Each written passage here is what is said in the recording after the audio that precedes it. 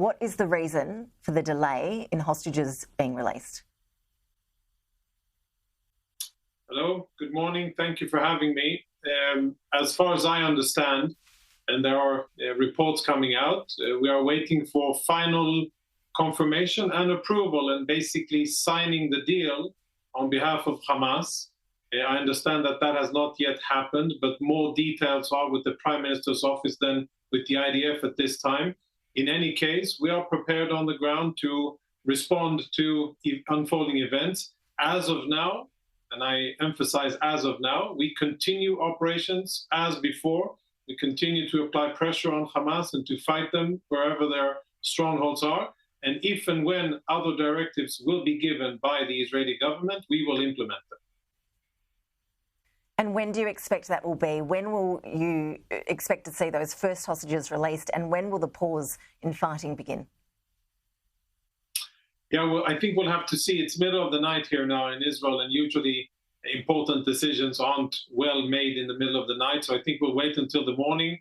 Until then, we continue combat operations. And according to what I've heard so far, we're talking about a delay until Friday. And we will continue operations regularly until then. But I have to emphasize that it is really fresh information that is still a bit unconfirmed. But what is clear is that we are fighting on the ground. It's clear that Hamas is fighting against us. There obviously are intentions to implement this deal. And of course, we want our hostages back home, these women and children that have been held for 47 days in Hamas captivity. And we would like to see them home. But of course, it needs to be done in a supervised and orderly fashion. And what more can you tell us about how exactly that will happen logistically? There has been a lot of talk about the Red Cross being involved, but that organisation has said in recent hours that it hasn't been briefed on the plan.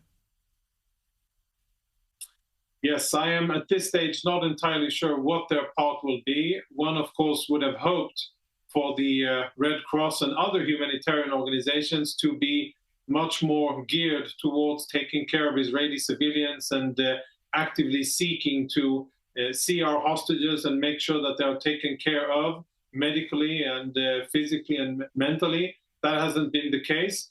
I am aware of a certain mechanism that I cannot disclose so far, but I am aware of one that is the planned mechanism, whereby we will be receiving our hostages after they are cleared and brought to certain locations. Then we will take them to hospitals for immediate medical evaluation and, of course, meeting with their loved ones. But there are still many details to be finalized on the ground. We have to be very sure that we maintain security here. We know that we're dealing with an organization that has violated ceasefire agreements before. The last time was in 2014. So we have to be careful with our troop security and facilitate this deal if and when we are ordered to do so by the government. And how worried are you that the ceasefire will help Hamas regroup? That is a concern that we have, and we've been addressing it ever since the government voted on the situation on the deal. We voiced that to the government, and we also said that we, the IDF, are capable of facilitating, but that we have to be vigilant. We understand that Hamas will use any pause in operations in order to replenish, maybe take a breather and try to replenish itself in terms of ammunition, operatives, and their logistics. I don't think that Hamas will take the time in order to care for the humanitarian needs of the civilian population in Gaza. They don't appear to be really high at the list of the priorities of Hamas. And we will make sure that we are vigilant on the ground and won't be surprised by any actions that Hamas may want to take as they use the pause in operations.